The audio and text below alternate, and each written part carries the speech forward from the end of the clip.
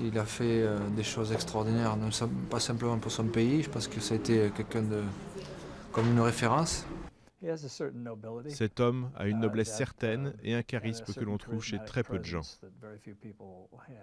C'est quelqu'un qui, en quelque sorte, a ouvert la porte pour nous faire comprendre à chacun d'entre nous que par nos actes, nous pouvons faire la différence. Une icône dans le monde du cinéma, dans celui du sport, de la politique. Rarement un homme aura fait autant l'unanimité que Nelson Mandela, devenu l'emblème de l'engagement politique de tout un peuple contre l'apartheid. Je ne connais pas d'autres Sud-Africains qui soient respectés par son peuple comme l'est Mandela, à la fois par les Noirs et par les Blancs. Respecté pour son combat contre l'apartheid, mais aussi pour avoir dédié sa vie à ce combat au prix de 27 années derrière les barreaux. Georges Bizos est son ami de longue date. Monsieur Mandela était marié à son combat.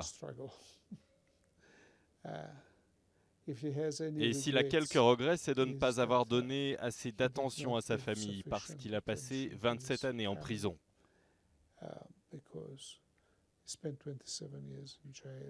Sa femme, ses enfants, de ses 2 premiers mariages, ont été privés de sa présence et de ses conseils. Certains s'inquiètent désormais de la pérennité de son héritage, de son message de paix dans une société multiraciale. Un message qu'il va falloir préserver.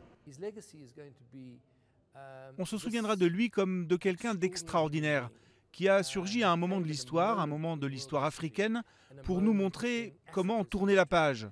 J'espère que son action va se poursuivre et qu'il restera un modèle non seulement pour nous les Sud-Africains, mais pour le reste du monde, et en particulier pour l'Afrique.